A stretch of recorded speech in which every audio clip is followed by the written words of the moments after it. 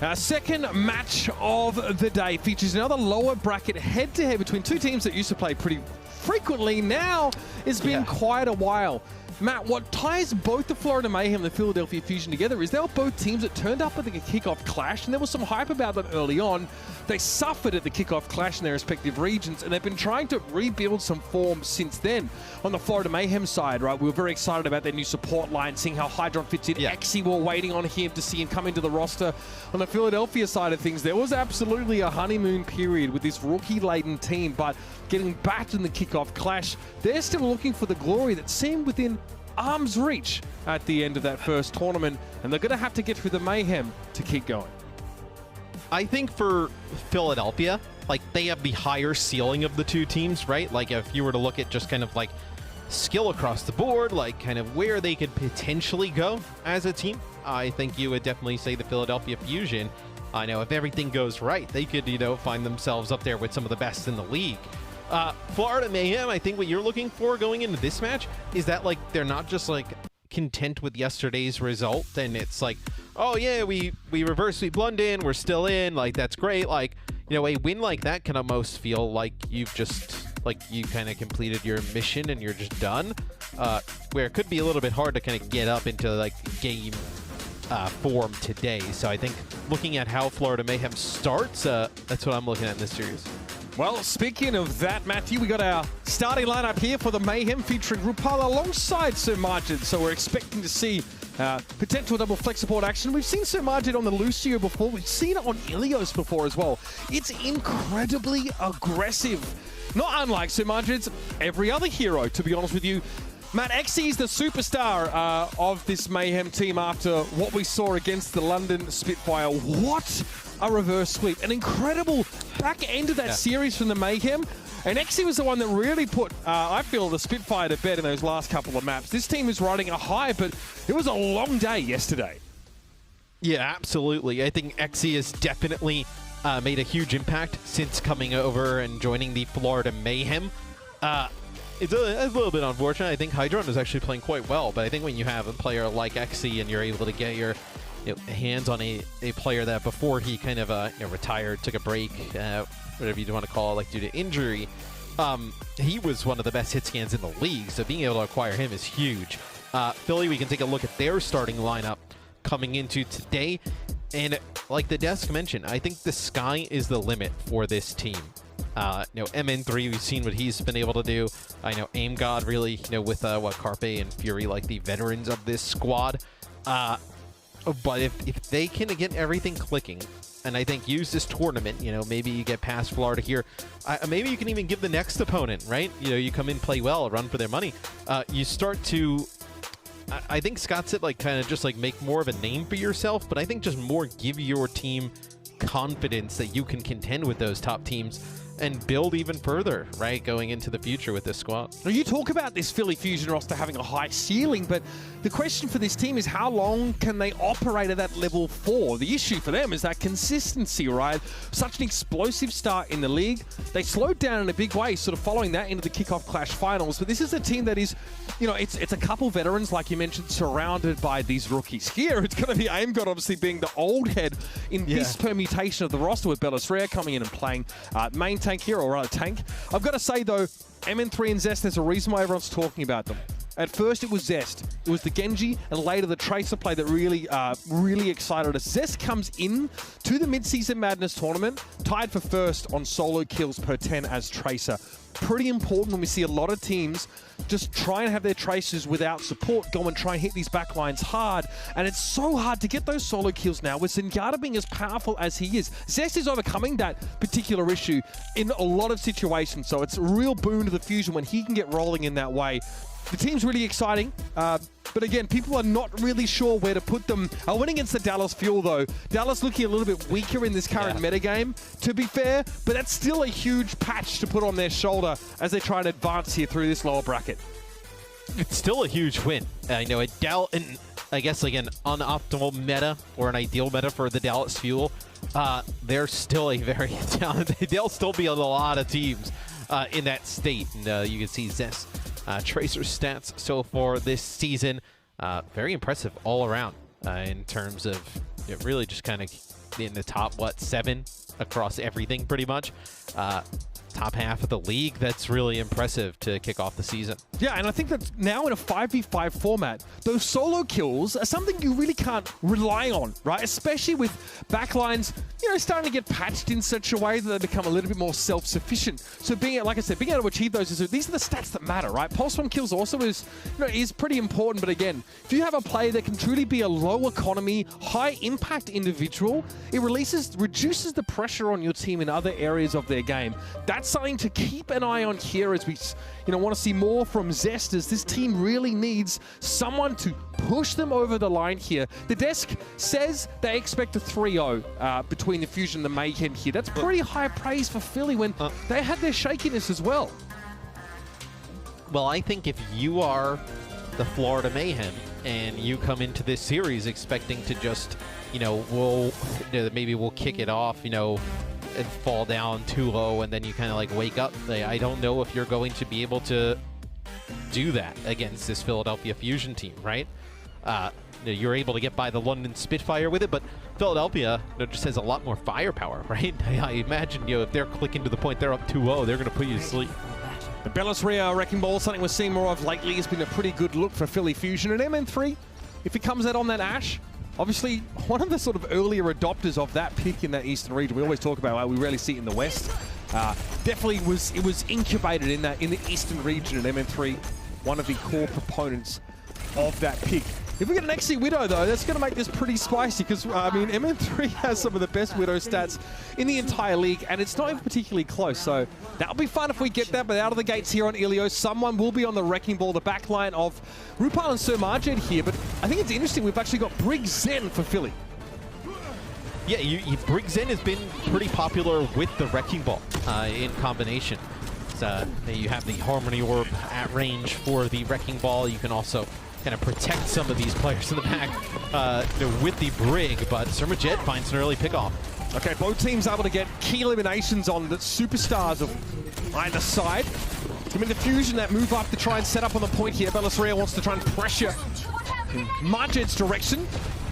Yeah, he's in trouble here. Now, bear in mind, Marged, very aggressive Zen play, but also boasts some of the highest deaths per 10 in the league because of that play style. So it's a double-edged sword here from Bellis Rio. He takes that one upstairs. Yeah, it makes it look easy getting up there to the high ground as he's going to chase XE as well. Doesn't want to give that Widowmaker any sightlines. It'll be the Philadelphia Fusion getting in control first. The Wrecking Ball also really good against the Widowmaker, right? Being able to just constantly put pressure onto XE. Both immaculate bone structure and aim for XE, but getting around the Wrecking Ball in his face is no mean feat for even the greatest of our hit scan players in the league. And XE's trying to worm his way around a little bit here. Oh my! MN3 gets a free haircut. He didn't want that one. He's quite happy with the loss. Yeah, he was I think looking at the Brig. Maybe for a second the Brig shield went down, and MN3 just kind of walked right into that one. Absolutely filthy. Nice job there. Yeah, you see Zest, you know, through the outline, right? Just kind of holding in that position, allowing Bellis Rio to come from the side and put down some damage. Look at how much they're trying to get XE out of the way. Yeah, I mean, XE can't, I mean, he struggles to do much from this position, right? It's so close. Recall there from Zest, MN3 pressuring. No grapple available, and Bellis Rio sends him over the edge with a fond farewell. Getting rid of some of these proximity mines here, as remember, it's the Mayhem who flipped the point back, and Bellis Rio lacks the backup to get the thing done. Freebie on Rupal, though, and hang on. Philly are back on the point. Yeah, a little bit of a cross mapper there, so not able to stay alive. It's like what is it, like a Modern Warfare where you throw the tomahawk up? Yeah. Like he just left the claymore back there, you know what I mean? Yeah, it's kind of like martyrdom, right? Yeah, it's more of that. All right. XE with the infra sign, he would love to handle MN3. MN3 knows he can't contend at long range here with XE. But the latter is forced to place in these awkward close angles while he's under duress from the Wrecking Ball and such. Zest versus Checkmate here. Zest forced away. The pack a little too far off, but AimGod opens up the account nicely here. Without Bellis Rio, the Philly Fusion just going to try and get aggressive with their DPS there, and that, oh my! Okay, Immortality Field forced there from Rupal. I think you're happy enough with that here. As the Mayhem can't play onto the point. They can't get to the point with the Immortality. They use it already. Not a good sign. Yeah, and Aim God has the Transcendence in case they just kind of jump onto the point, start a brawl. Someone will try and contest there. Yep, he'll get it for a second. Now he's going to get stunned and knocked out of that animation. But again, Bellisria right in Xy's face. Forces him away. Marjet decides to try and come to the rescue with the Transcendence, and sure, he keeps the Widow in the fight. But what else can they make him achieve with that ultimate? Someone can't even be kept alive, and that's a big problem. Checkmate kind of whiffs the Pulse Bomb there. Nothing doing, and there's an Immortality Field in play, but it's looking a little bit lonely. Nobody's basking in those rays. Marjet eventually is removed, and the Philadelphia Fusion really kicked the pace up a notch. Zest is limbering up for what may be a spicy series. I was going to say, they had no answer for Zest there early. He is able to just cause havoc for the supports of the Florida Mayhem. So even though, like, right, you're playing the Widowmaker there too, so not like any ton of like DPS help, like Checkmate can kind of try and shadow him a little bit, but man, that is tough to deal with if you're Florida. We'll see how they handle it here going into well. So here's Rupal taking an elegant swan dive onto a bed of spikes. Oh. It's a bit unlucky. Yeah, okay. Unlucky for Rupal there, not able to clear the way for himself before he dropped down. Had other things to worry about. My dog is unamused by that. Yeah, Hugo, not a fan. Yeah. Yeah, Hugo's not a fan. You tell him. Yeah, you tell him, homie. He's a big Fusion 3.0 believer, so he can go on a walk. For those running, Matt is at home alone with the dog. So much responsibility for this man. Still finds time to chop it up with me on the cast. Xy is, oh man, he's feeling the pressure. Yeah, well, you know what? We tried to get everybody else to work with you, but I'm the only one who will do it. So. Oh, thank God for that, huh? All right. Oh, they get Bellisria early. He just like went to the high ground and then just jumped down and got taken out like basically instantly. So like this is a really good start for Florida, right? Like as a bounce back, maybe a little bit of a wake up call in that first round. Yeah, a good opener for them. I mean, Xy was so low in the high ground. Bellisria was making good inroads into. Hey! They don't take the point now. Philadelphia's like kind of coming back and. Well, yeah, a lot of that fights were like happening off of the point. Nobody actually takes it there. I don't want to cast a curse this again, Matt, but we discussed this last time. It could be hard to get like a complete cap on this point when there's a couple players still standing. Fortunately, one proves us wrong there this time. So Philly get like, Bellisria back in the fight. Like, you really need, you know, like 3-on-3s, especially with like how mobile and survivability being huge for some of the heroes that are played in these compositions. Like, even a 3-on-3 is probably not good enough to, you know, be able to, or even like a 4-on-3 good enough to flip the point, right? I know Tracer, Immortality Field, you know, the ability to just roll on his Wrecking Ball, roll off, like the recall, right? Like, there's so many different things that you can just stall this out for teammates to get back. You really need to pick up a few kills. He sees him in the corner here. Pulse, no, he can recall out of that. He knows his opponent will recall to the same location. Oh, yeah. Zest dead to rights there. Got spotted out early by Checkmate. Still a decent lead for Philadelphia and 4 players to maintain this stall with. They're going to wrap around in Aim God's direction here. Note that MN3 is close by with Bob available. The Transcendence is going to be forced here. Here goes Aim God trying to support Bellisria in his attempt to pressure that backline, and he does force the Transcendence from Marjet. But elsewhere, MN3 is felled by Xy across the map. Philly now might be in stall protocol. Yeah, as we'll see. So 2 players on the point here for Philly. They're going to drop their Amp Matrix here. Is not able to get anything out of that. As maybe they thought they can still fight it, but Zest, you see this recall, you know, able to dive around a little bit. That's going to buy about, you know, 5 to 8%. So 72% for Philadelphia Fusion right off the rip. They end up using a lot there towards the end. I mean, they use the Transcendence and the Minefield, and then they also threw the Amp Matrix in from Fixa after that. So just to let the Bob to work with here. I mean, Bob's not, there's no sleep, right? But Bob, you can just burn him down pretty quick. Plenty of opportunities to LOS him unless he's placed in a particularly obnoxious place on point. Here's the bomb from both sides. Transcendence. Okay, Immortality Field from Fixer there. Living up to his name. That could have been dangerous for the Fusion. MN3's Bob, though, is summarily dispatched. Now the fighting will occur probably in that sort of low room on the left-hand side as Zest is on the creep. Takes note of Xy's position, so Marjet might be a tasty morsel here with a pulse. Remember, Zest has an extremely solid pulse bomb kill ratio, and that's the stick he's looking for. Plus L, plus didn't ask. Xy back to spawn now. Someone getting pressured a little bit, but Philly's still not in control yet, and the Mayhem have managed to build up over 50%.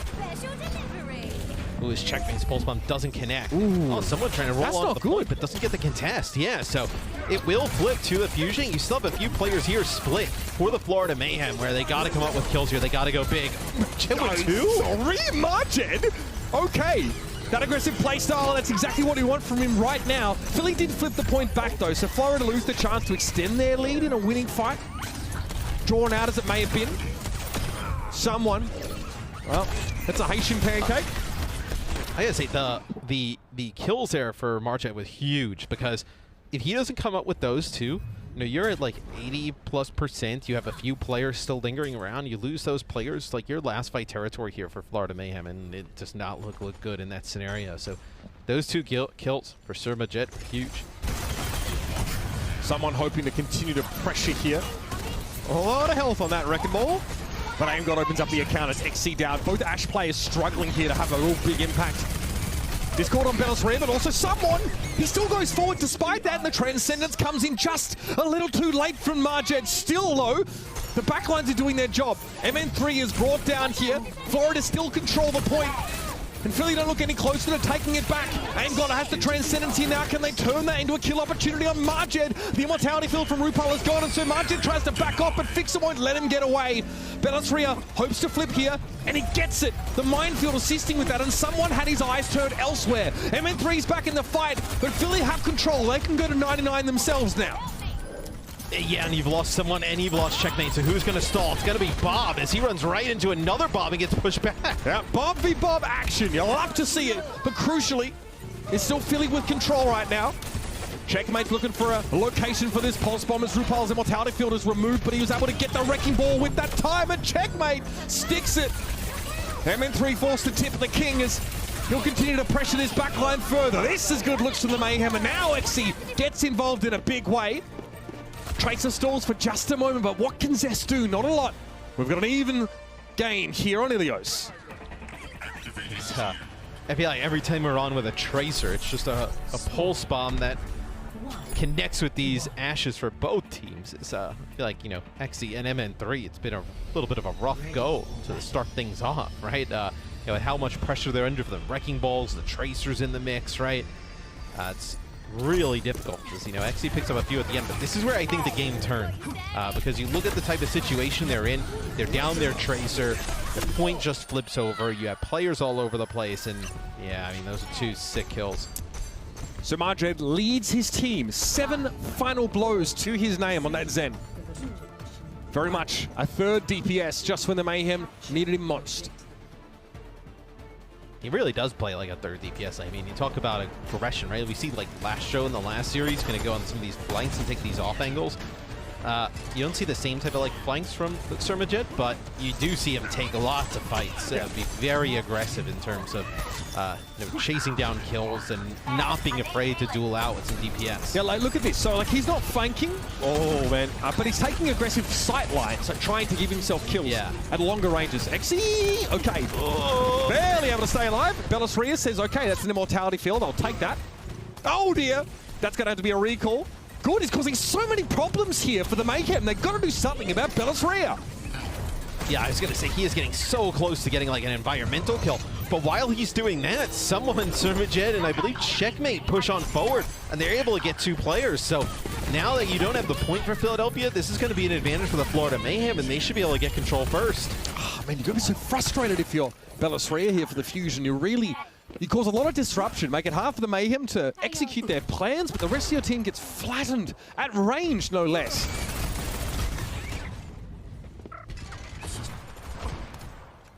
For Philly now, how do you try and approach this? Do you want to try and take some of the high ground? As you see Bellisrare and Zest up here. They tried this earlier though, and it didn't work. No, it's going to be Sir Majid with a pick long range on MN3. It's a lot of damage out of the way with the Ashe. It's another pick from Sir Majid here early in the fight. These are first picks, continuing to lead the way for the rest of his team. So Bellisrare tries to shut down that amplification matrix there. To some degree it works, but Sir Majid's not using it. He's playing elsewhere. No, and having a Zen who can play this offensive, you know, and damage dealing focused, and being able to come up with some huge pickoffs, especially first picks, it's a game changer. As Bellisrare will drop the minefield on the point over towards the Florida Mayhem side. So we have Pulse Bomb that connects. Right boss down. Philadelphia, they know it's dire. They had to get Sir Margit. I mean, yeah, no team, no Philly, no one else knows how to play against a third DPS like this. I don't know how anybody is supposed to deal with this. Fixer, though, is able to get his opposite number across the map here. There's a duel between Zest and Xe, the latter who is very, very low, and that Discord orb on someone makes him an easy mark. But Bob comes bustling in onto the point. Yep. And nothing. You're not going to be able to take this. Minefields plus Bob on the point. How do you get in there and make a play if you're the Philadelphia Fusion? The Florida Mayhem, you know, after that first point, they bounce back in a big way. Really kind of dominating here on Lighthouse. So far, it's been an absolute shutout in this third round. Belisria under pressure. Fixer keeps him topped up, but again, Xe wins the duel. He beats MN3, man-to-man. Like the third, fourth time in this round, maybe. Who's counting? It doesn't matter, the Mayhem. The only number they care about is the one at the top. It's 98, and it's going up. Someone eventually goes down, but he's able to get Fixer for his troubles here. It'd be Checkmate trying to stave Zest off at the point. A bit of a Tracer duel here, and there's going to be a recall force from Zest. That means its overtime gets precariously low. Zest has to now stand and deliver without that defensive cooldown, and a Discord orb makes this all the harder. Checkmate decides instead to go for Aim God, but that might have actually been his undoing as the Zen slaps him down. And Zest again able to touch and recall. He's doing some serious work for his team now as finally they get to the point, but Fixer's set alight immediately. Zest eventually finds his mark. It's Margin going down, and Belisria is able to deal with Xe. Now someone hiding in the corner. Rupal now going on to offensive mode, and he finds a second. Now an Air Matrix in play, and MN3's in dire straits. Beautiful stuff from the Mayhem, and there's a Zen gap in the chat. Love to start a series like that, and Florida looking good. And they needed a start like this. What we talked about was yesterday against the London Spitfire. Took them a little bit to wake up. Realize, hey, we don't want to go home just yet. And come out today here. You know, they lose that first round to Philadelphia, but the next two, all Florida Mayhem. They seem to be kicking in all cylinders yet again. You know, taking some of that late series heroics from London into today's matchup, which is scary for Philly. Oh yeah, they're just looking good. Xe, Sir Margit, just beautiful stuff so far. Florida with every reason to be pleased right now, but it's a long series and there's much more to be played, so don't go too far. It's an elimination match between the Mayhem and the Fusion.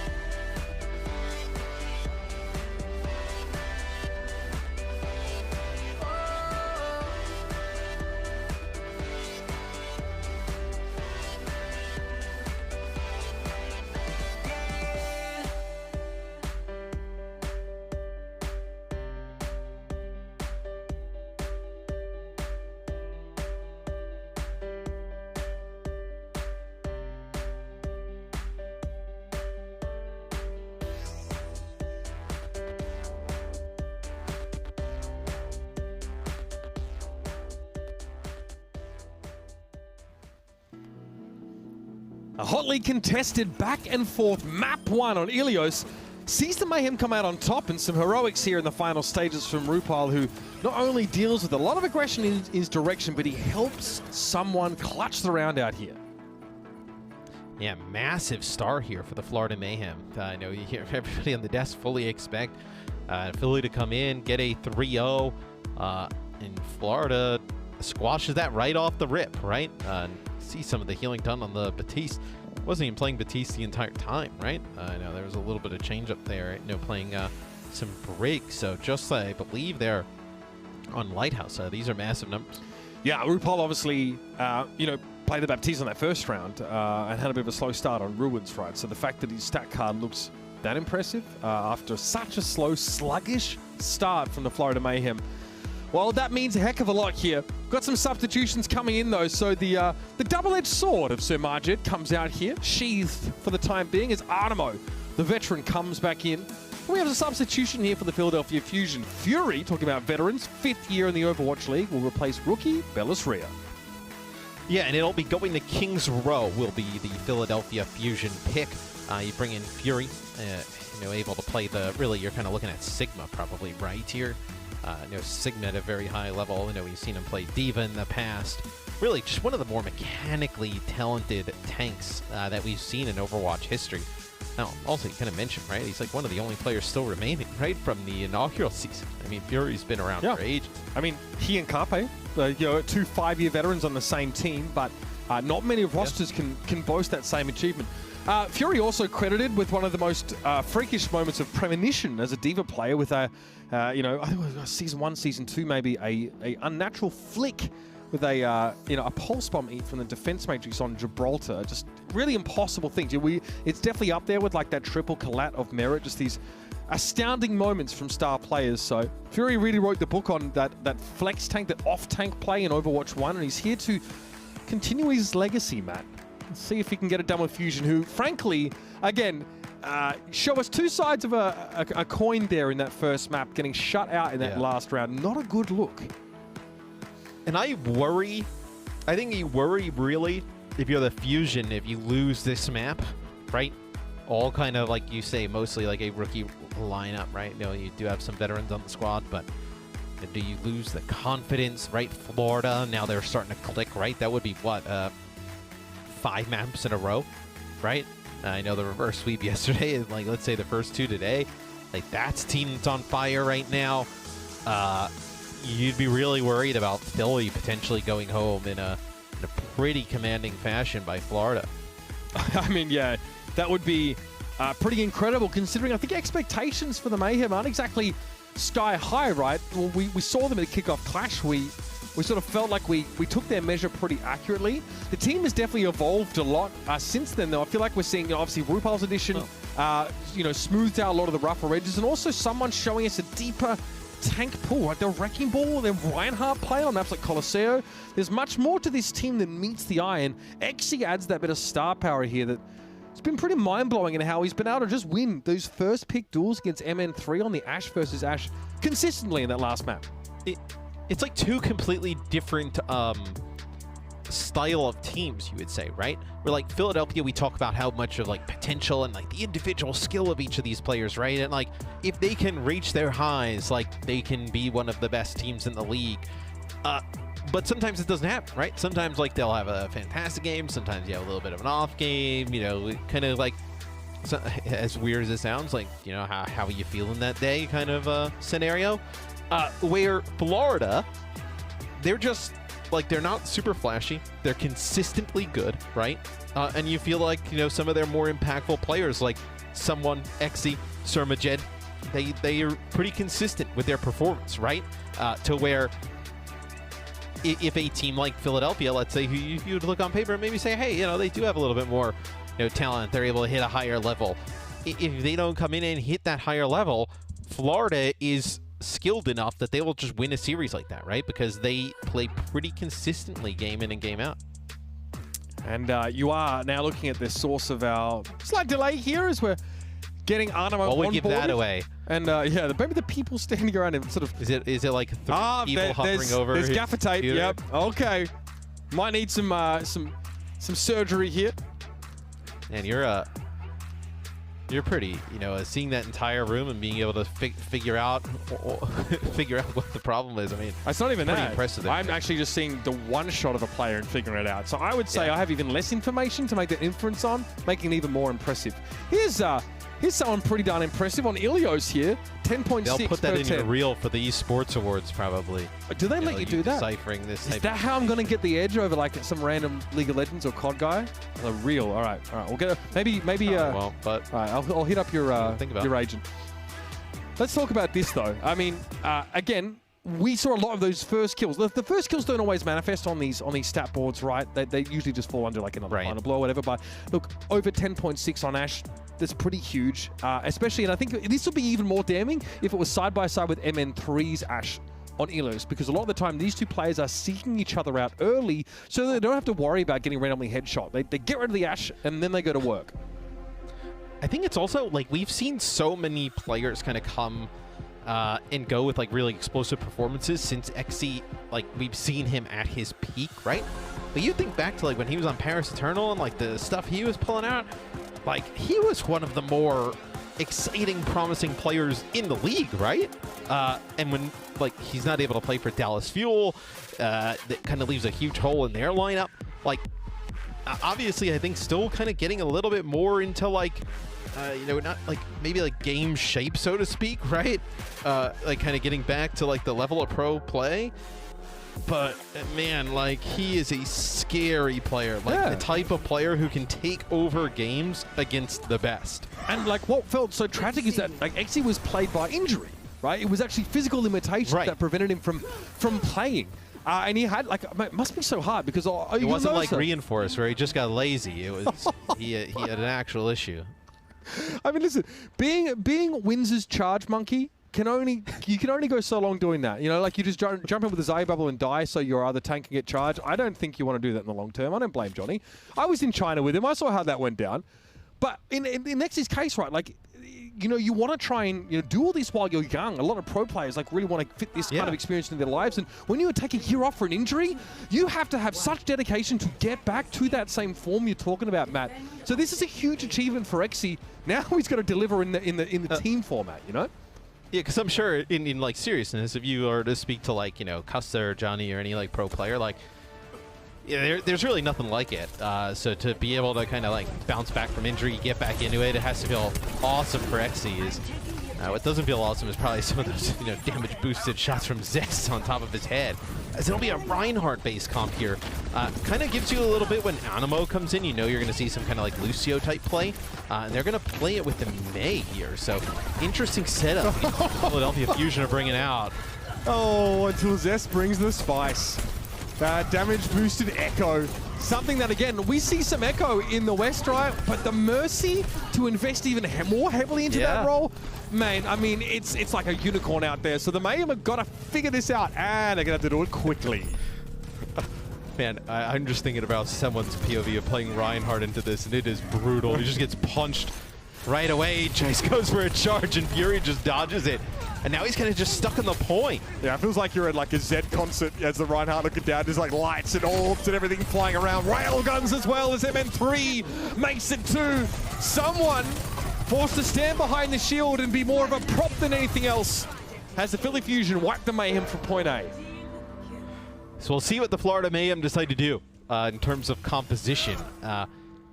I think that Reinhardt has a better chance, a higher success rate at this part of the map than the first one against this type of comp, because the street is so narrow, and I think you're able to use these speed boosts to get on top of, you know, Aim God a little bit easier. But man, that first part of the map, it is tough for someone. Tough for anyone if they're playing right. So here, Aim God is the one shepherding forward. Someone there. Okay, briefly knocked down. Fury trying to make something happen there as someone classically tried to charge backwards. But it's enough. The mutual knockdown with Fury in enemy territory is the perfect response from someone. So it's a free Doom kill right there. Yeah, and the damage boost on the Mercy is also a little bit off-putting probably, and just a little bit odd for someone as well. And that'll be a Echo duplicate, probably just to live there as the push is coming in from someone onto Zest. But just knowing like how much damage your shield is going to take and then a break, right? But when the damage boost comes in and like there's extra damage coming through, it's definitely got to be a little bit odd. So you talk about not knowing how much damage is coming in. Combine the fact that you can't tell when Sojourn's fully charged with her being damage boosted, right? That's pretty volatile for you as defenders. I love that punch from Fury. That is just on point. Knocking someone forward into MN3, forcing them to drop the shield for just long enough there. And Fury's trying to do that a lot here, Matt. You'll notice he's just trying to dive in and just separate the Rhine. Make everyone more subject to this damage coming in, especially from Zest. Well, yeah. I mean, what is he gonna? What is someone gonna do? Turn like around like, with his shield? Yeah, and, like, charge the dude while he's punching. Right, but then he's gonna have a Mercy pocketed Echo behind him. Put a few shots into it and then just focus. Immortality field is the thing, bro. Don't worry about it. Rupal's got him. You gotta trust in the homies. Oh, that's a shatter. MN3 knocked to the ground, and someone with a very quick charge follow-up. So quick, in fact, that even Zest burst couldn't answer it. There's Exi coming out now with an overclock, and he'll claim the Skyborn Zest. That'll be enough for the Mayhem here to hold on. He can invest a sound barrier. Yeah, I'm trying to figure out why invested the sound barrier. Maybe they thought that fight was still going to go on a little bit longer, and Fury is actually using a Meteor Strike, and I believe Checkmate was on the ground sleeping, so maybe they thought, trying to be able to keep him alive. That was that impactful, probably, to be able to counter some of the Echo play, but yeah, you don't have that. Positive side, though, is that like the Philadelphia Fusion don't have like a massive support ult to use here either, so not a huge disadvantage. Checkmate trying to keep tabs on Zest as a disrupt to the shot will make it a little bit hard for Zest to pass through this area at all. Constantly being pocketed by Fixer, though, means that Zest can be a sticky threat. Resilient and hard to shift. And MN3 commands the high ground here, sending Animo to an early grave, and someone's going to have to charge to get out of this little snafu. And Matrix thrown up there, so the healing coming in from Rupal is good, but it's not enough to keep someone up. And eventually Zest will claim the Baptiste as well. Checkmate, though, is an issue. He's going after Fury there, and Xy's able to fend him off here. This could be big for the Mayhem. They have a couple players left, but MN3 is going to dig deeper and go more aggressive until he gets what he wants, and that's the checkpoint. Yeah, and they actually get a res off during that onto Aim God, so Aim God able to hit a sleep in a biotic grenade after that, so the Mercy res paying off. Finally, someone's like, can I please stop playing? I bet you guys. It gets onto the Winston, so Winston Ana with the Lucio in the mix, so I wonder if this is a situation where, like, man, you wish you had like a Majed in as you potentially play the Zen against this. Fury, when he sees the Winston come out, he's going to end up going over to D.Va. Oh, man. The MN3... honestly, the way these DPS are playing, he could play anything. Yeah, bust out the Orisa with the way they're playing. The Sojourn hitting a little diff, though. I mean, MN3 is getting the better of Exi quite often here on this map. A bit of a mirror image of what we saw with the Ashe matchup on Ilios. Here's a Valkyrie. Matt, I can't believe I'm saying that. In 2023. In the Zarya swapped for someone, and the Zarya is actually pretty good against the D.Va, obviously, as you've kind of known in the past. Is Zest with a duplicate here. He's going to get a Graviton Surge as Fury comes up with two. This has been dominant from Philadelphia. This is overkill. Philly going so fast. I thought we were in next year already. Nice dupe there from Zest. Two Zaryas. One of them accompanying the D.Va here. We're throwing it back for Philly. Good looks there in general. And the Mayhem aren't able to come up with the answer in time. I don't think we've seen much of the Someone Zarya at all. So it's pretty clear to see that Florida are being forced to explore some alternate strategies to try and answer. First, it's the sort of the Echo Mercy setup, and then Fury making that D.Va switch. It's tough out there. You've got to be quick on your feet to deal with these teams from the East. Yes, you know, the Reinhardt pick we talked about, pretty difficult to make work there. I know with Animo in the game, you don't have the option for like double flex support. So you're really kind of trying to build stuff around like Lucio and Brigitte for like his hero pool, and kind of what do you make work with that. Philadelphia Fusion, you know, just dominant on offense. They'll have Fury pick up the Sigma here on defense, which, I mean, we know from the past how good he is on Sigma, one of the best in the world. Yeah, definitely one of his more well-known hero pick alongside the D.Va, which we got to see earlier on there. So someone has shown us a fair bit here. Obviously, Florida favored the Winston play a lot earlier on in the kickoff clash. So here's Fury. Just very present in this fight. Obviously being backed up by Zest makes a big difference here, but again, I mean, this guy's right at home on the D.Va, shutting Exi down. So you'll have checkmate on Genji here. So this will allow them to access that high ground a bit better. Xe on the Sojourn, because you want to play that. It's a little bit more dive aggressive with the Winston. They do not waste any time. They are right in. Yeah, and it works. Someone gets aim got straight away. The Fusion were not ready for this level of aggression. They are going to collapse in a screaming heap. Fury and MN3 at least hold up, but not much left here. Fury making a late fight comeback that was huge. How? Philly are down 2 players there to bounce back. That is a big deal. That's crazy, right? Because they use the Immortality field up on the high ground. They're still able to take out Aim God. It just doesn't seem to matter. You get no progress on the point after this, but they want to keep fighting fast here for Florida as someone comes right over the top of Animo, comes right in. They want to go challenge that high ground, deny it from Philadelphia yet again. So I guess the issue becomes, okay, you can start the fight off well, but getting rid of MN3 is a big issue. They do that right at the beginning here, but it's a long range. Yeah, Fury gets a long-range accretion to the high ground there and is able to trade that. That is massive, and then takes, 3 for Fury here. Yeah, Philly starting to take some liberties here with the Mayhem as they dive in, and then doing it short-handed. MN3 went down first in that previous fight there, but the response from Fury was so quick that they may as well not have been a player disadvantage at all. That is just scary to watch here. So many threats for the Fusion. Who do you target first? And that is a really tough accretion to hit because Fury is down on the low ground and Xe is up on that top right platform, like right above where someone is currently. In that kind of angle and hitting a Sojourn who has like a very small hitbox, that is such a difficult thing to do. All right, Aim God, otherwise known as Jeff, having to back up there a little bit. Someone accretion didn't go towards him as Zest was enough to get rid of the Winston. And that looked awkward for the Mayhem, right? Looks like their rotation plan was a little unclear. Getting a freebie on Zest there is nice, but do they have staying power? They're waiting for someone again. And you're going to have sound barrier here.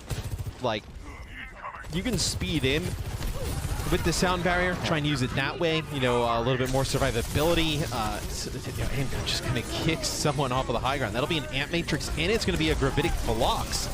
That's a sound barrier, but you've had 2 people die already, so you're really not going to get much value. They have Transcendence if they need a Matt. They just don't, though. Oh, MN3 finishes the job there. I mean, hats off to Fixer. Huge Immortality field there against that dive. Yeah, and I wonder when the sound barrier goes down, it sounds like the Gravitic Flux is coming out. I wonder if it just like doesn't connect with the people in the sky, or if they're too low that it doesn't really matter. Someone now goes over to the Doomfist as Florida just searching for answers. But a brick switch here from Fixer. Unclear what that is supposed to anticipate here. So a little bit less of that burst healing. The Doom swap. Well, I mean, that's beautiful there, because I don't know how we got that telegraphed to him. RuPaul down to a pulse, so this fight's already over. And yet, okay. We've seen Florida get a few first picks, but it has not resulted in anything, right? No, I mean, to be fair, it's almost always traded back pretty quickly. Yeah. Fury, gotta be careful. This is very dangerous for the Sigma. Animo finishes the job there, but MN3 sends the Bob to control that high ground. So now the Mayhem again are without the mechanisms to make a substantial push here, and Animo is hanging around. That's fine, but yeah, just, you know, he throws himself out into MN3's sideline after having that high ground denied. That's a huge stagger. Very punishing. And Nano Blade a possibility here, but target's just going to be everywhere for Philadelphia Fusion. You go for the supports. They have the Transcendence. Last chance for the Mayhem. Yeah, Nano Blade might be the answer here. Xe doesn't have the sidelines here. Thought he might have had something there, but no, RuPaul's going to go down. Another pulse onto Ana from Zest. That's huge. He is absolutely delivering that tracer position in someone. He never used the blade. Yep, no chance. Checkmate goes down before it happened. Again, it's the pulse bomb on RuPaul that denied the possibility to set up with the Genji. Zest with the easy in chat, and why not? Philly look vastly superior on Kings Road. Next thing goes easy agree. There's really nothing you can say there from the Florida Mayhem side. Philadelphia Fusion, they pick Kings Row. They show why. This one was as one-sided as it gets. So, man, MN3 and Zest really came to life. I also feel like Florida, they were in a tough spot compositionally. I feel like they didn't have the best tools to fight back against what Philly was throwing at them. You might be right. Looks like Fury on the Sigma was a bit of a hard one to shift there. So, dig deeper into the metal mind here for the Florida Mayhem. Let's see what they can come up with as they'll have a map pick after the break.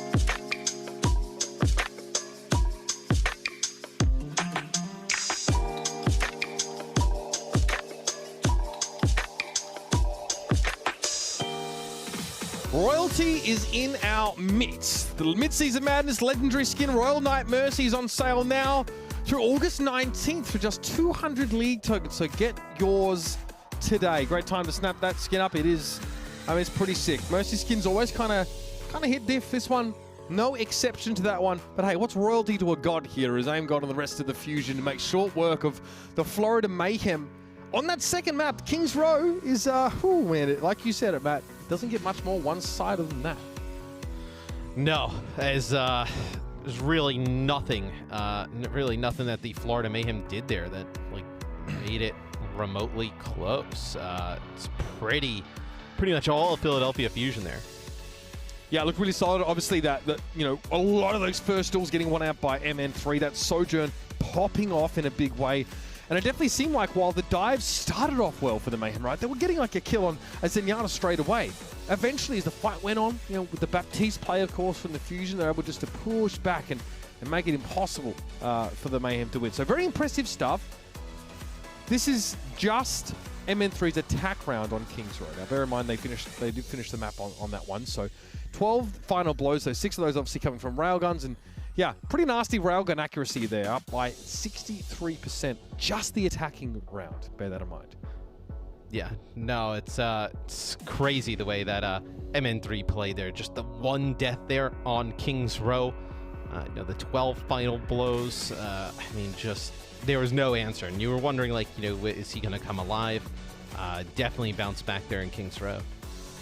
I mean, you know, bear in mind, the winner of this matchup will go up against the loser of Hangzhou and the Gladiators. So, I mean, no easy matches going forward from either of these two, so they'd better get used to it at this stage. No, there are no easy matches from here on out. I was going to say there's really no easy matches throughout the entire tournament, but man, that's why it's just damn good Overwatch. Like, oh man, it's been a. I mean, again, look, both regions obviously have teams that are really dominant, teams that are still finding themselves here, but these are opportunities to kind of, you know, get your snapshot, your two regions at their best. And I'm excited about this next pick map for one reason, and that is it's Gibraltar with like the top Widow in the league statistically, MN3, and Xe, who we know will pick that even in compromising scenarios. There is potential for quite an explosive matchup of snipers here. Yeah, and you're going to have, with the Gibraltar pick, you're going to have Onimo stay in the game. So no double flex support option here for the Florida Mayhem. You know, you can still, if you want to play like Wrecking Ball, right, you could. But you're probably just going to play like that Winston Lucio stuff yet again, right? That's kind of what you're thinking about. Yeah, it's a good chance of seeing that there. Philly obviously have multiple avenues available to them. I'd like to see the ball from them. There's a fun game right now where you can't see it, but it's in the lobby. I want to explain it. Basically, when the admins are taking us into game, they type in chat going in, right? When everyone's ready. Yeah. So what Xe is doing is he just randomly just types going in out of nowhere to try and, you know, stress the Fusion out, thinking that an admin's trying to take the game in. He's just an absolute troll. This time, though, we are actually going in. I think it's just more just trolling. I don't know if it's like psychological war. No, he's just trolling, but he's telling the admins to give him their job. Actually, I think you're in the. I'm not gonna. Yeah, I'll ask the admins see what they think, but I think like the hotshot superstar pro player job might be the better one to have right now. Don't know. Haven't worked either of those jobs personally. Yeah, I mean, you know, we'll see what happens. I mean, if you're going up against MN3's Widowmaker here and it doesn't go well, it might not be better. So we'll see. On defense here with the Wrecking Ball. Yep. We got a pause here quick, so we'll figure out what's going on. Particularly devastating. Maybe he did troll. Yeah, maybe trolled him so hard that Philly weren't actually ready for this. We'll have confirmation on the reason for that as well. Obviously, of course, you know, there's a pause in a Philly game where the face cams just don't exist. So like, it's not like we can just throw Philly up on the screen and show you what's going on. Then they are but a collection of pixels that don't move to us right now. I believe it was RuPaul called for the pause there. So I believe it comes from the Florida side. So should be getting that sorted out and then right back in again. It's his mouse. It seems like they're ready already. Yeah. All right. So maybe just making sure that was connected. He had that flipped over and spun it around briefly. You see here that Onimo got some wrist apparatus going on, of course. Xe with the double sleeves. That guy's just, whew, gee. All right, it's clean. Philadelphia Fusion here on the rollout. And again, so we don't get the Widowmaker matchup off the bat. MN3 opting to play arguably the more conservative, the safer option in the Sojourn. Yeah. And I think also when you combo what is this, James and the Giant Peach? Yeah, I don't know what is going on here. Bit of a throwback. Maybe a Boomer reference, I'm not sure. There should be some collision there. So, that's what happens to the hamster.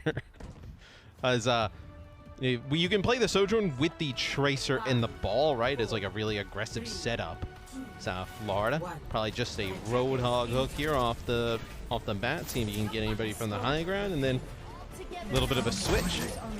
You gotta do it. It's your due diligence on a map like this, just like a Hanzo Sonic is on Route 66. On Winston now. Winston v Ball.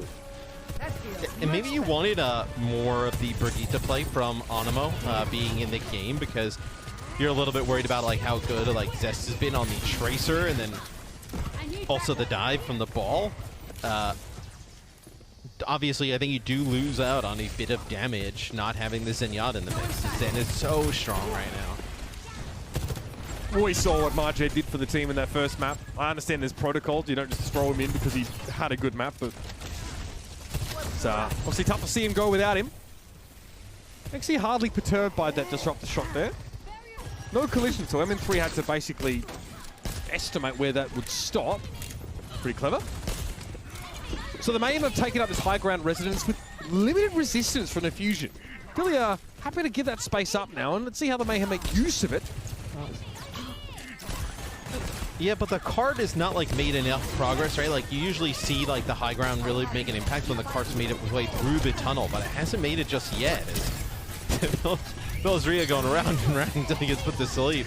Now, World of Trouble doesn't have anything to use here, but he's going to get healed right back up. I mean, the one thing you should take note of is the fact that RuPaul is not getting looked at by anyone.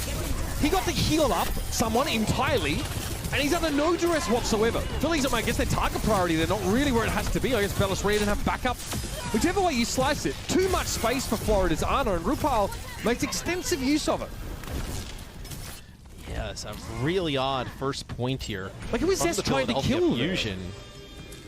Yeah, not entirely sure. As you know, maybe this is something where Philly's going to have to change up a little bit. Is Ria is pretty far behind, and look at it, picks up on the high ground there. Ria, great disruption, but it's not enough to stop Fixer from getting caught out there. So the Mayhem are definitely on the way. Perhaps this is just a map that they're much more comfortable with from a strategic standpoint. MN3 though cares little for those things.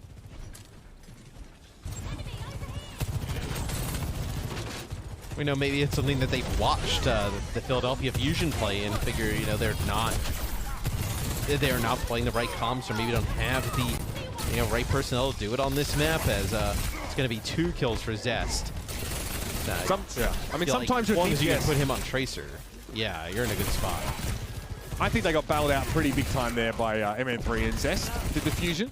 Especially Ria's, less than impactful positioning and allowing them to just hand over the Fixer elimination so early in their fight. Can't afford that too often here. Checkmate under pressure here, Zest keeping him honest, and again, Aim God going down here. So another support picked off early. The Mayhem again started the fight on the right foot. Yeah, and someone gets right on top of MN3, takes him out. So it looks like you're going to give this up a little bit if you're Florida. Just this fight, not this entire point. You're going to back out. You're going to have Minefield, Transcendence, Overclock to be able to fight. So the payload gets close to that second checkpoint. It's kind of hard to see how Ria is linking up with the rest of his team here in some cases. And I just point out the fact that obviously not a lot of pressure on the backline for the Mayhem, and that's kind of part of it. Pulse Bomb from Zest, no connection. MN3 though, nails someone. And that's huge. That'll relieve a lot of that pressure for Philadelphia now. Maybe they can retake this high ground. Actually forced back by the disruptor shot. MN3 low. Ria trying to get in XC's face, but doesn't have the staying power to shift him from there. So, I mean, Philly get elimination, but Florida's still able to jockey for good position. Yeah, and Florida will come back. They'll have their nano boost here, potentially to use onto someone, or even Onimo. So that'll be the rally use up here on the high ground, as Philly wants to get aggressive. They don't want to allow Florida to set this pace. I mean, that's a punish there. MN3 punished for power sliding aggressively there, as someone had the nano, and of course a jump pack cooldown available. Now it gets a little bit dangerous. Fixer playing inside this small room. Of course, you want your Brig to be running at all cylinders here, and someone with a Discord orb on him is going to make it very, very hard for him to get out without that primal, so he uses it. Nice pile driver there from Bellatrix to slow someone down, but it will still be a forced transcendence out of aim god. And Exi still has this pole position. Yeah, you're still controlling the high ground here for the Florida Mayhem. You see Bellatrix trying to get up there into the ship, but not able to finish anybody off. Just big damage coming down from Florida Mayhem, and it looks like some kills going to happen over time here, but still another trade is... You know, Philly has not been able to dislodge Florida from the high ground, but also Florida hasn't really done anything with the high ground. We've kind of sat here in this neutral state for a bit. Yeah, or at least like it's been like a trade of kills, just like this one. Checkmate goes deep here to try and group up with someone, but it's a trade again.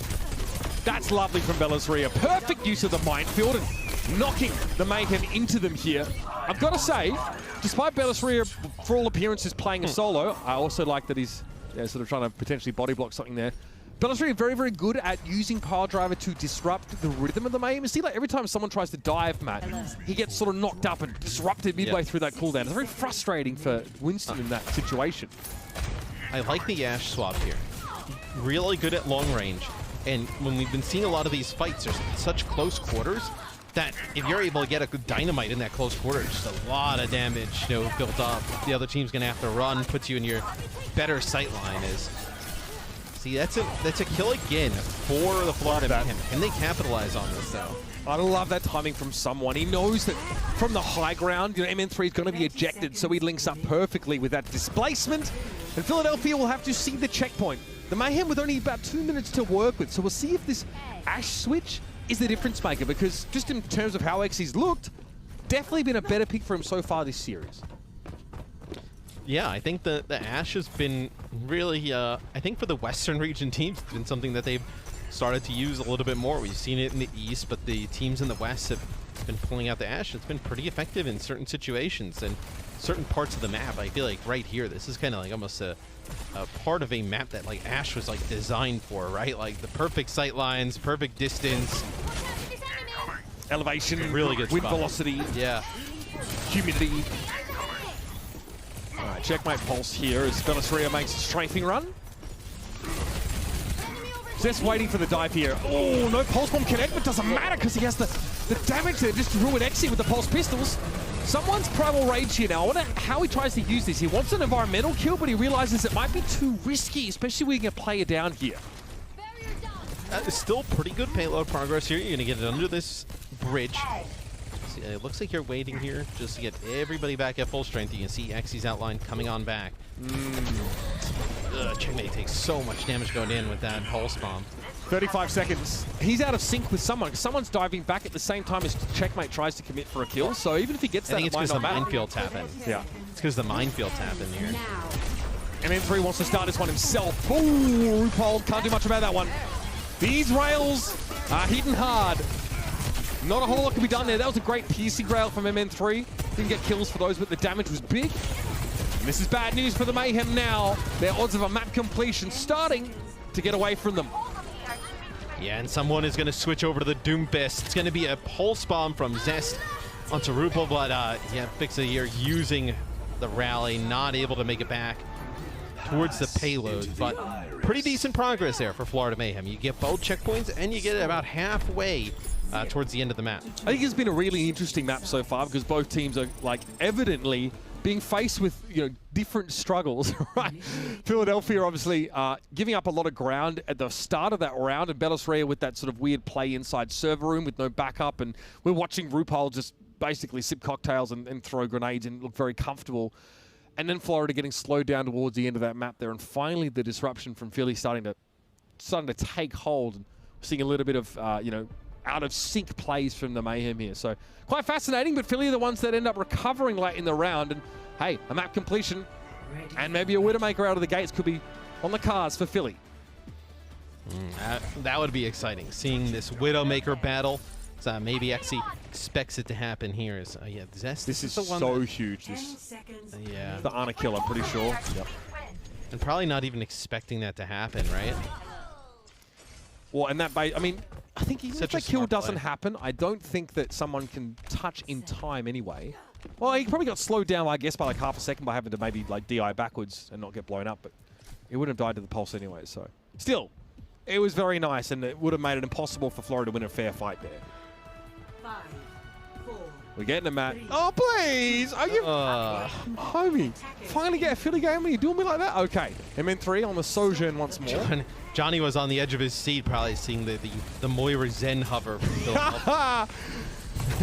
I mean, we're all into different things, man. I want to charge the guy.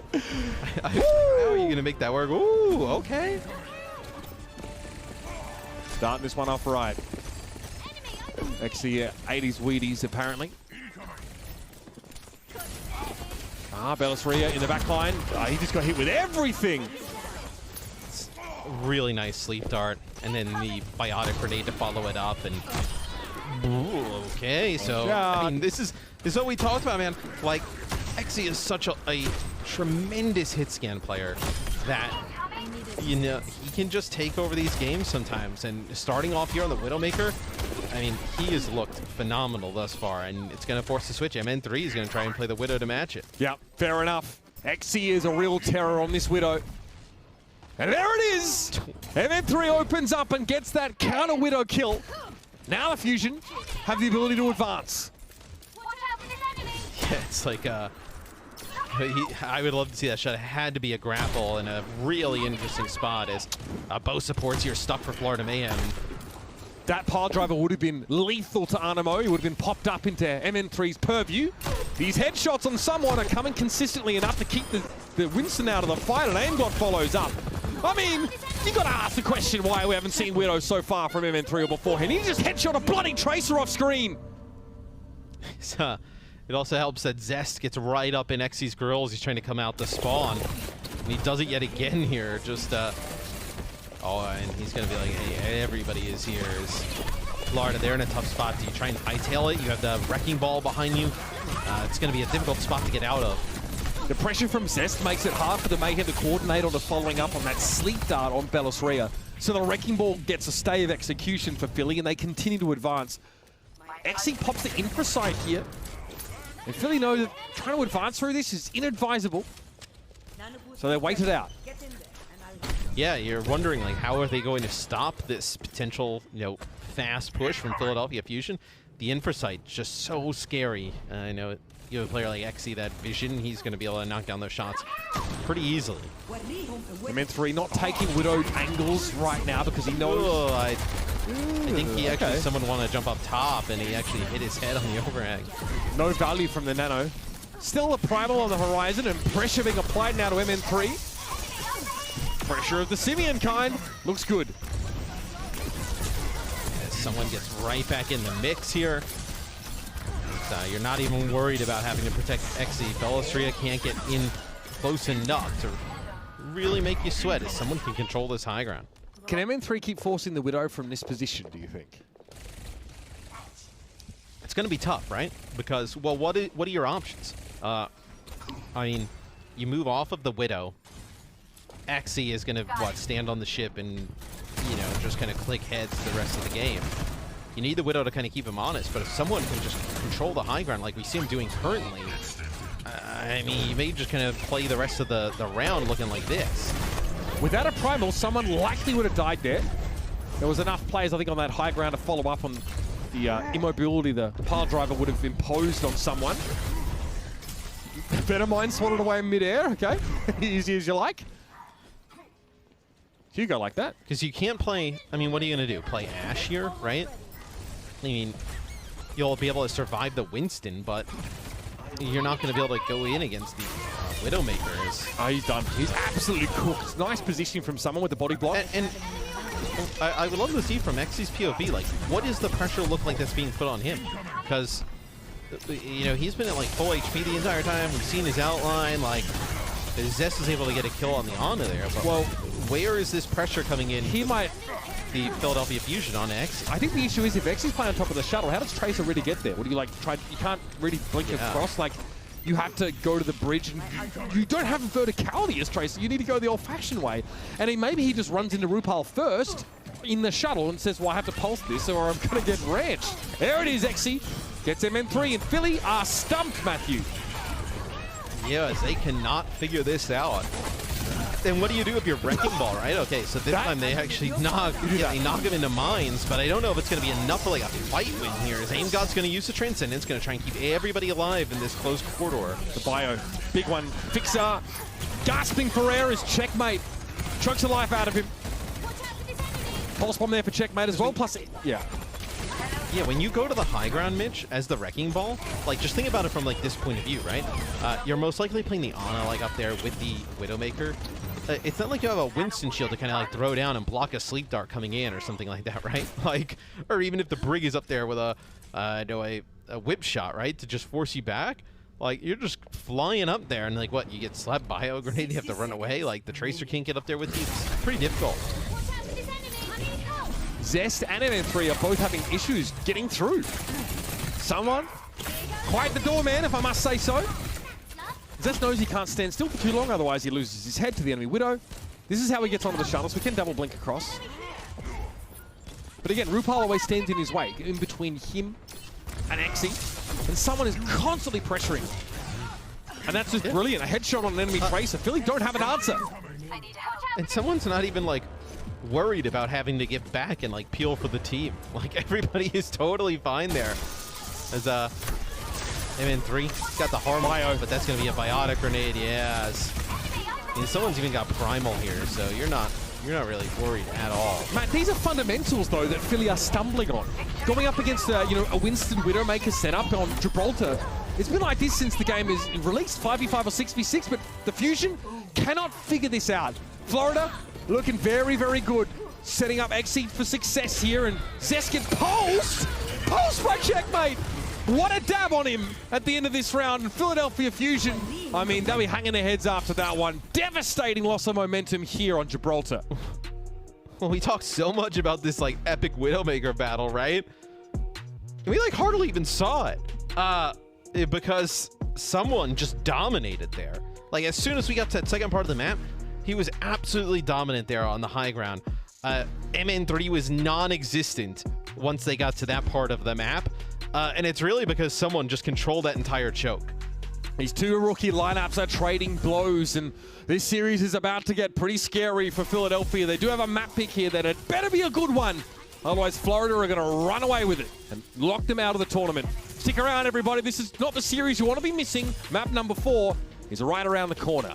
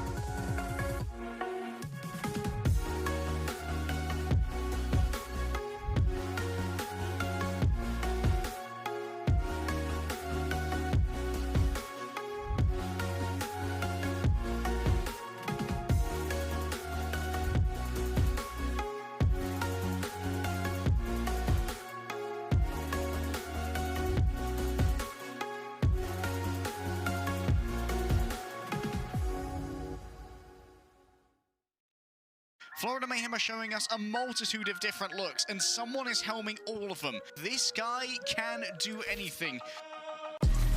What? Someone already... Sorry?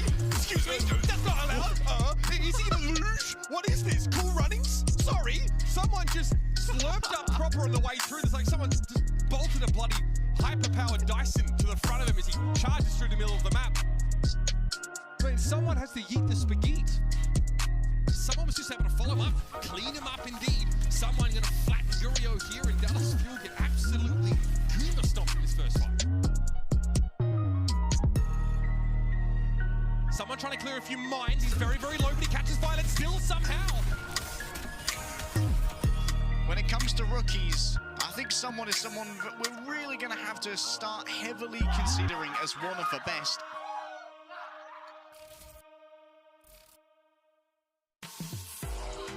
Yeah, no doubt about it. Someone, man of the moment. And if you heard me say eat the spaghetti, no, you didn't. Someone, though, keeping it all very much in hand. That was an incredible Winston defense. Admittedly, Bellis Ray on the wrecking ball, kind of just, you know, living his best life out there. It looked like the game plan for the Philly was kind of non-existent, but I've got to say, this guy really, really shut them down. 4 deaths. He was tremendous there on Gibraltar. Really huge difference maker. Going through that highlight package, I mean, he's got so many like celebrations, dances, you know, everything going. He's super animated. He's our boaster, I think. Yeah, I was gonna say, you know, well, Lastro's got to use some of his moves, right? He won't get fined. He still look cool. I mean, he's got to start copying someone's stuff. He has a reputation. Dance down. He's got the uphold, thumbs up. I love it. As Hydron will come in here for Exy, and then you'll have Sir Majid in for Onimo. So, like some of the largest moves we've seen from the Florida Mayhem so far, obviously. Exy coming up for Hydron is an interesting one. I wonder if this means you want, like, could Checkmate play Genji here, right? And you want maybe a Tracer look as well, and Hydron comes in, but we've seen Exy play Tracer, but... Look, it's push, so I'd be surprised if you get full dive. Bear in mind, like Florida are very capable of playing like Reinhardt-based compositions on this map. That's true. Maybe you get like a, who knows? I mean, like a Baptiste Zen setup without a Lucio though. The Ryan comp doesn't seem as great, right? So that might rule that out.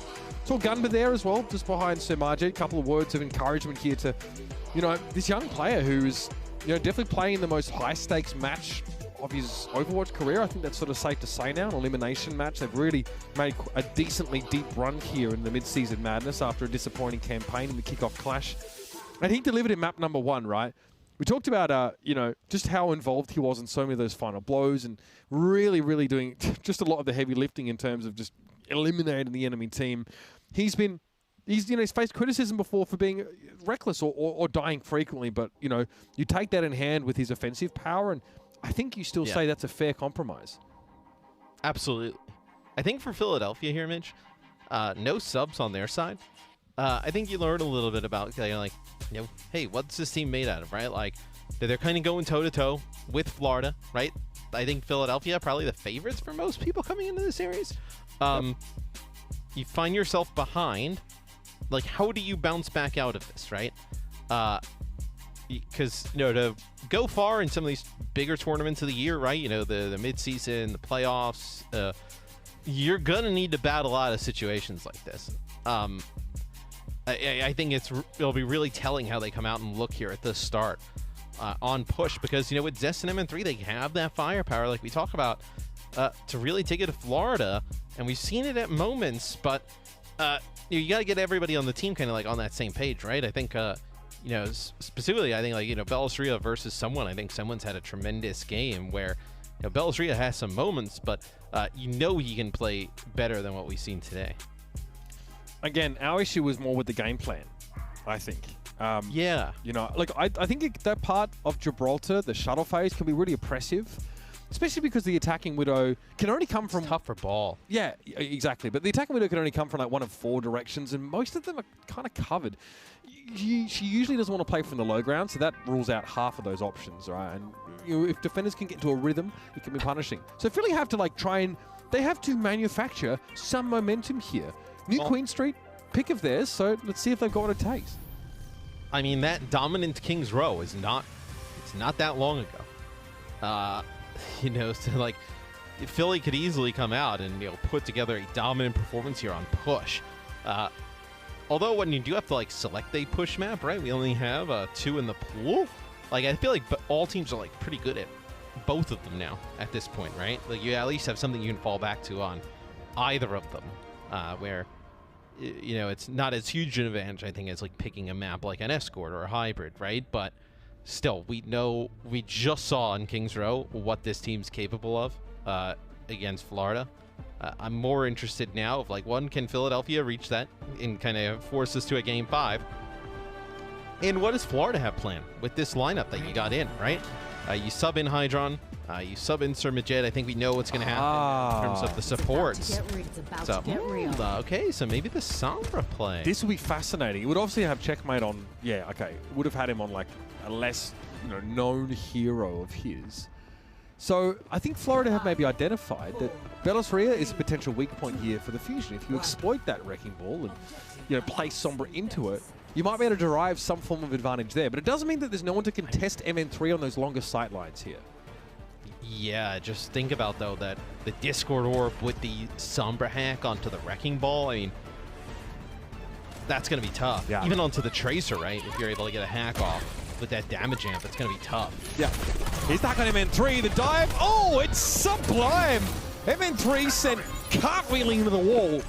And the Florida Mayhem's game plan is revealed in spectacular fashion.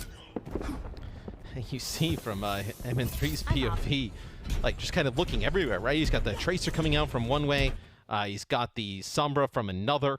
So it looks like that'll be Hydron here. Yeah, Hydron calling for that one. So something on the Florida Mayhem side. But man, that Sombra looked really strong there early on, able to come out and get that first pick. They also have control of the bot currently, right? So the bot is about 10 meters, nothing too significant, but still moving a bit. So again, we kind of hinted that this composition might be leveraged to punish the Wrecking Ball, but all the Mayhem did there was identify MN3's location and dive on him, right? Well, they opted out of a neutral because they're not playing a poke composition. Philly don't get the luxury of sitting back and trying to draw a bead on their opponents with MN3's Ash. It's still this like you're not, so in the last map, right, when we saw Xe play the Widowmaker, especially on that second point, like Zest and Bellisria as like a duo were not able to really give a lot of trouble to the backline. Maybe you feel like, hey, bring Sir Majid in the mix, right? You get some extra damage on the Zen, Harmony Orb onto the Ana, right? And being able to heal each other, make it even harder, right, for that backline. And then also, your dive is going to be even strong. Like, your aggression is going to be even stronger, right? With someone on the Doom and then a Tracer Sombra combination. And take advantage of the Philadelphia backline, right? Because they're getting no peel, no type of support. In which you feel like maybe that's where you can kind of find a little bit of a hole, a little bit of an advantage. So you are countering the Wrecking Ball without actually focusing the Wrecking Ball. You're just trying to exploit some of the weaknesses of Bellisria's hero choice here by just sort of working around him. And you trust in Sir Majid to be able to stave off Zest and Bellisria with the help of Rupal in many of these situations. Yeah, exactly. Because we've seen him be able to do that, with some help in the past, and then also even in this series at times. So right back into the game. Oh, he's a problem, isn't he? Zest absolutely ruined there, and meanwhile, AimGod brought to his knees by Hydron. Yeah, and they got the Philadelphia Fusion backing up now. So someone's taking a little bit of damage, as that's going to be MN3. Potentially the huge pick off there on Sir Majid. So Zest back in the fight. I mean, keen as a bean, throwing himself into the fray against someone once more. He's really finding a couple of these, kills. MN3 now. I mean, like you can't touch him really here. That was a fast kill though onto AimGod. I mean, he is out of the equation so fast. That's a Sombra comp. Back. Yeah, they'll go in favor of the Philly Fusion. They'll get the bot moving. They'll kind of cross that midway point, so they'll get their barrier moving at least. But I'm interested to, I'm more looking at like what is kind of the deaths for the Florida Mayhem supports from like the Tracer in the ball combination. So that's a full spawn that goes onto someone. So you get the tank from the Florida Mayhem out of the way. Should be able to move that barrier even further up. See, the Hydron got shut out of the fight completely there. If you hit Sombra with Dynamite, she cannot hack until she stops taking damage. It interrupts that channel, obviously. So Hydron just like, I'm bugging this, I'm out of here. I'm just gonna go heal up. Nice little bit of tech there from MN3, intentional or otherwise. But Hydron returns to the fray soon enough. Gets the hack on Zest and splat! And look at that. That is a Discord, the hack, and then the nano boosted Doom right on top. There's nothing he can do. I mean, just zero time to react. And again, the hack duration is shorter, but even a short window can be exploited there by the Fusion. MN3's Bob is slept. Everything's going wrong for Philly right now. Yeah, the hack duration of losing is short, yes. But right there, when you get that damage down and then also amp the damage of Sombra, being able to finish some of these kills, you see someone, yeah, Aim got in trouble.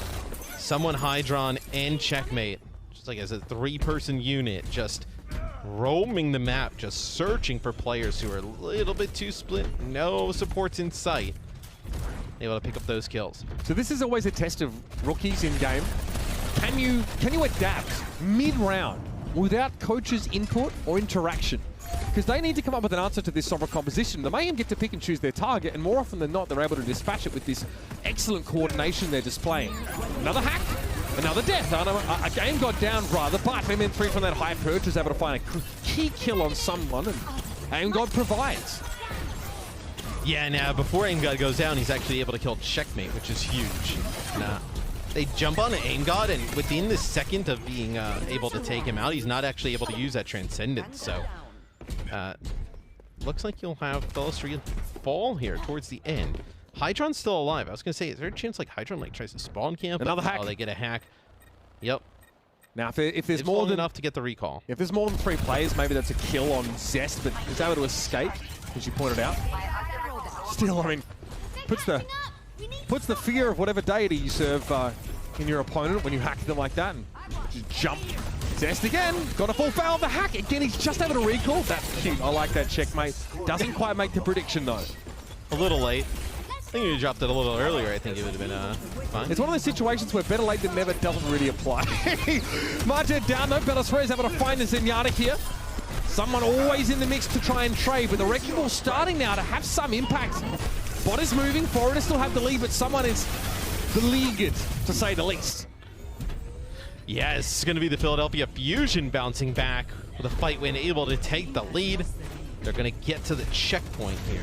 They have to use all their ultimates to do it. They have Fix It Out on the Brig. Let's see if EMP could come in here. Hydron's trying to figure out the best targets at best times. A few players up there at the high ground. Yeah, I mean, obviously Aim God dies instantly, basically, if Hydron's able to shoot him after the EMP. Someone here. Actually, just trying to get a bit of information for the time being. He sees Belastria at the back here.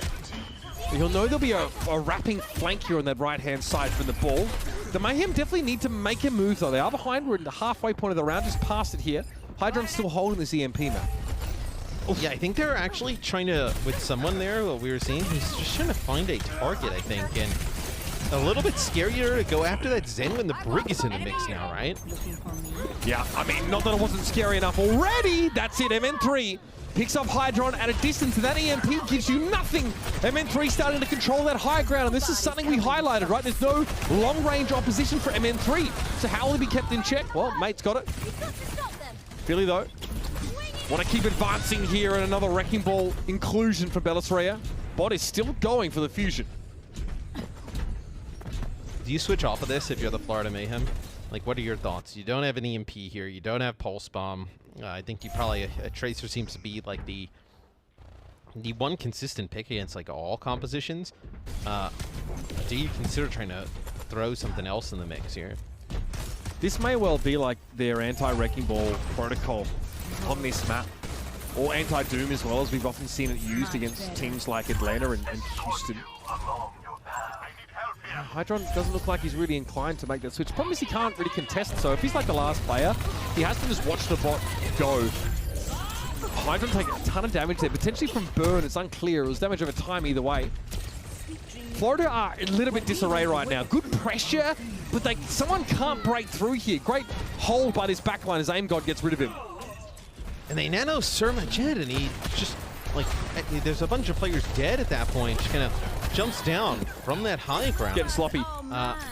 Yeah, I wonder if it was, like, maybe even meant for someone, and, you know, up on the high ground, just kind of someone walked into a, Surma Jet walked into line of sight. You know, yeah, this is starting to look like the Philly Fusion we saw in Kings Row, right? Where they were just putting up a tremendous performance.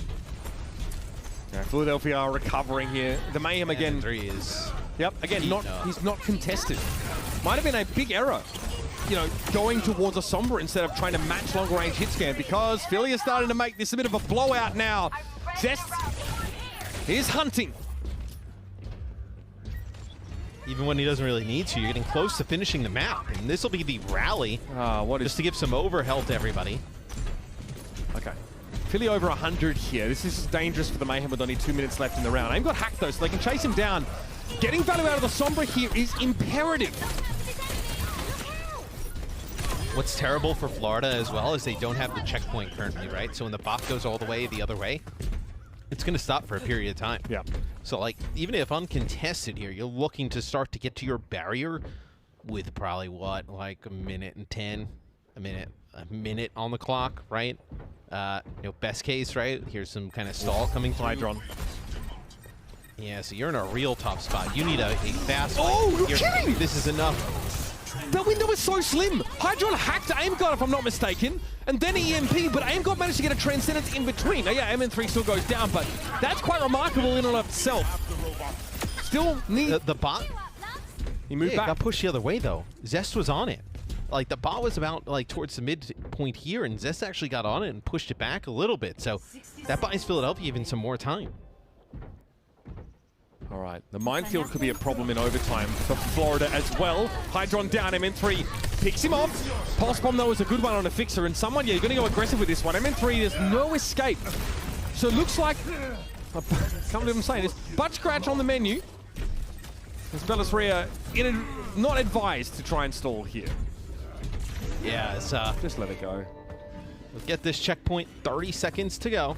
Aim God gonna switch off of the Zen and go to Ana. So maybe feel like you know, you could get a sleep here onto whether it's someone or Hydron. The Biotic Grenade could be big as like a defensive use.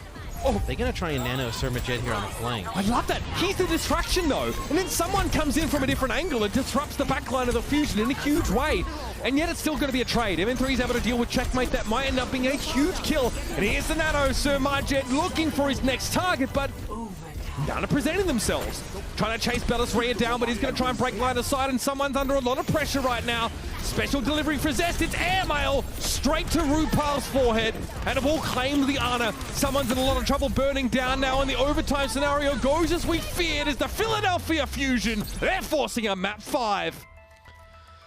So that is the Philadelphia Fusion. I think people expected to see it in this series today. They saw it on Kings Row. You see it here on Toronto to force this game 5. I just don't think the Florida Mayhem really got things clicking with that Sombra composition. A bit of a gamble here.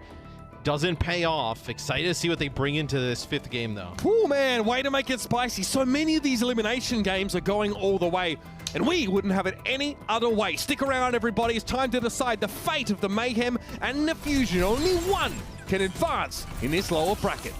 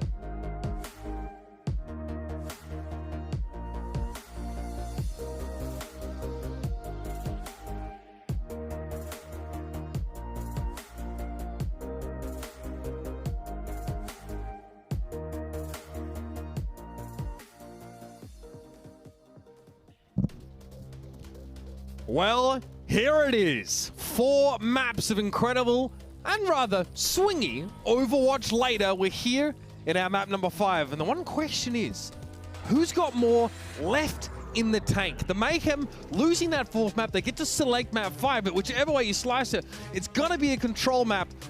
And I'm just going to put it out there. Philadelphia and map 5's not exactly a match made in heaven. That's putting it lightly. So it's time to break the curse if they want to advance. And you see some subs coming in here for the Florida Mayhem, and I think they're quite interesting. So XC coming back, I think, if you're not going to play the Sombra, that seems like what they kind of have Hydron working on now. That makes sense. Onimo comes in for Surmajet. Their map selection is also Lijiang Tower.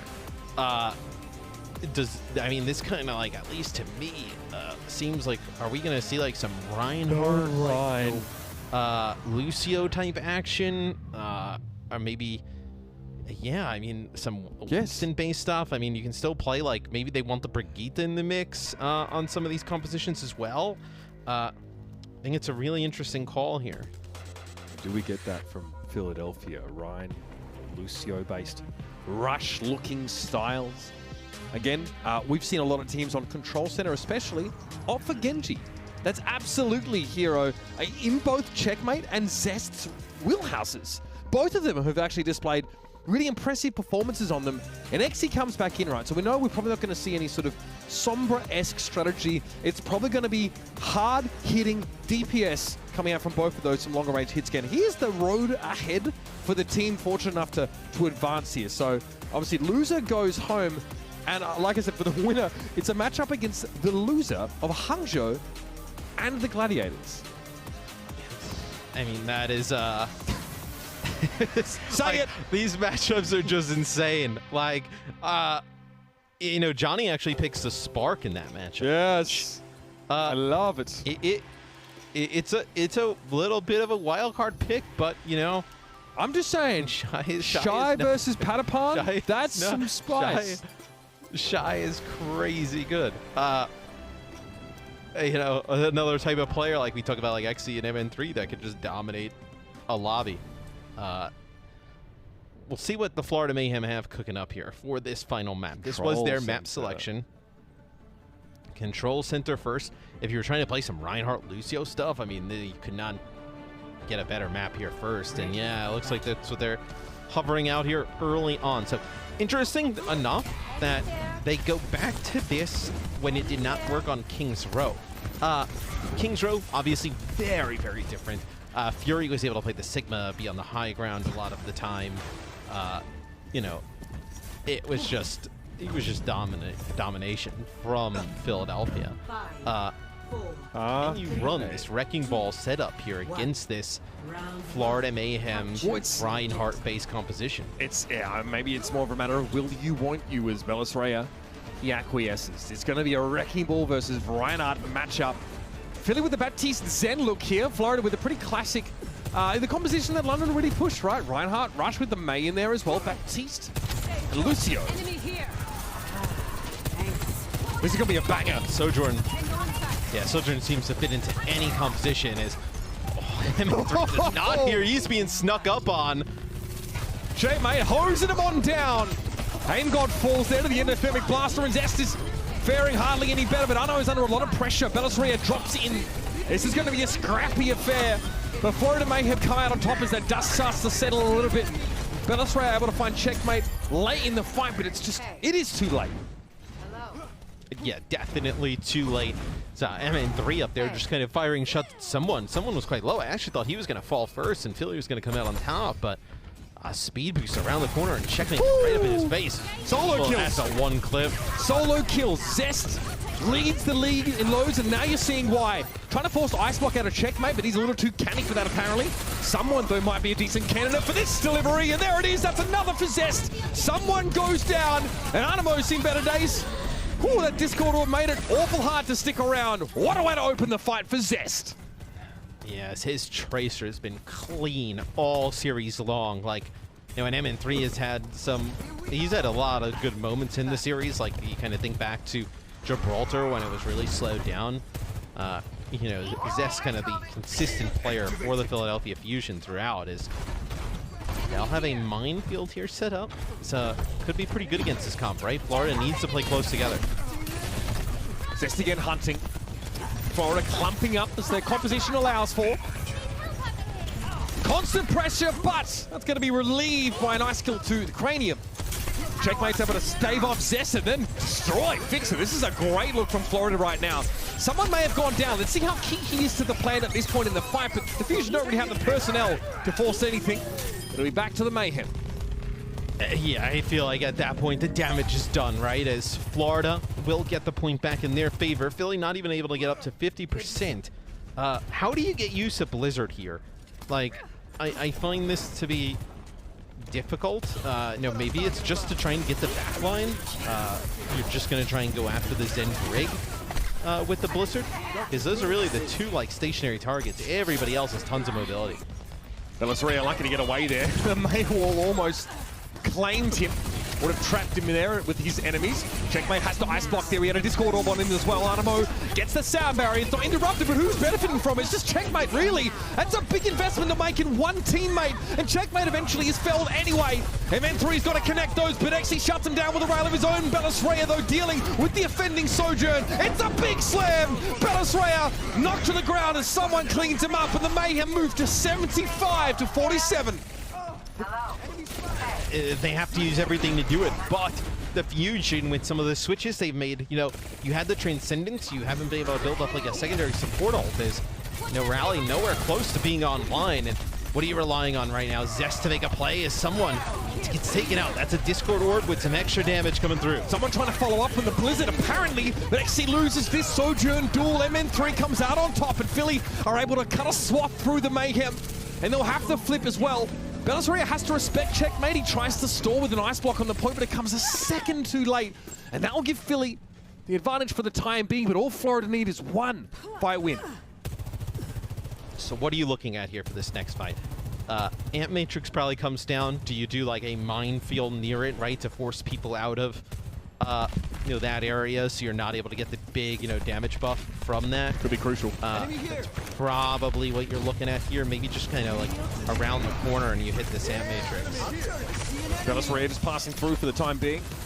Animo. Okay, Zest in his way. He's worried about where that Trace is going. He takes the Mega himself. Zest doubles back, but now the Mayhem are split. They are split up by Belisariya. They're trying to regroup here. You can see the Checkmate's left on his own. So all the Mayhem have to back away because they realize they're in such a weak position. Yes, this has taken so long to develop it. Like, Florida's just speeding around the map to find somebody. And now it's actually taking out Aim God. That's a big opener here. Zest can still equalize, but he eats a fire strike from someone. It's all falling apart for the Fusion here. The Mayhem have 4 players to work with. Belisariya's minefields able to at least claim Animo, but where are the Fusion? A stick on Root Pile. He couldn't get away from it. Oh, Immortality Field for him. Now it's Zest having to go against 3, trying to stay alive, but it's just not going to be enough. The Maywall will compound the issue further, and the Mayhem take the first round in this 5th map. Well, it still comes down to the wire where, you know, you're playing this composition for the Philly Fusion pretty much like the entire series, right? And you've been banking on it. And no, right now here at the end, I actually think this map's probably the best draw they could have gotten, you know, as the next stage. I think you can use the Wrecking Ball here and be a little bit more effective. Lucio Moira composition here potentially for the Florida Mayhem. I don't love the combo. I think you just miss out on a ton of utility with like Ana with the sleep, the biotic grenade, the nano boost. But if you're going to play as like a, you know, pseudo death ball, right, and run around with the Doomfist, Moira does provide a lot of just healing. You got to strike first and strike hard with this setup. So the Mayhem take point first. The Lucio speed boost giving them the natural leg up there.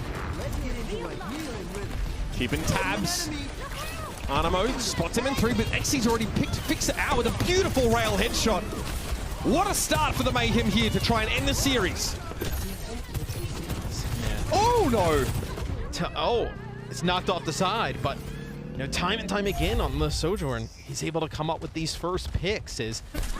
Now, Ash obviously really good for the consistent damage. Just and also has like one-shot potential, right? But not to the level of Sojourn. And I also think with Sojourn, you just don't know how charged up the rail is at any time, right? You could be going in and you could be perfectly safe, not a lot of damage, or, you know, it's a fully charged up rail and you're just gone. Love that switch of focus there as Aim God is identified as a great target, but someone ends up having to give up his life for that. Is it going to be worth it? Checkmate's trying to make sure it is, but he eventually goes down to MN3. Exi knocked into MN3's path, so has to very quickly try and rectify that as Zest moves in to start the cap. Close to a pulse bomb he is here, but is unwilling to fully commit. The Mayhem are playing for the fringes now as their Doomfist returns to the fight, and they're going to solidify their control for now. Yeah, as you're actually able to get back to full strength here for the Florida Mayhem as Aim gone back now for the Philly Fusion. 50%. It seems like they're just trying to figure out where to attack this from. That's perfect. I mean, a little bit of a different route there. The Mayhem leave the point in order to dive MN3, but they get the Ash out of the picture. Now they can go forward. Anamo's taken down by a minefield. There was Bellis Reyes trying to get some defensive structures in lieu of his opponents on the point. And it's looking good for Philly. Exi's brought down. Bellis Reyes now just rolling around the edges here as someone is lowered. Checkmate has to recall here. A long fight. Not good for the Moira compositions as we see the Mayhem brought down.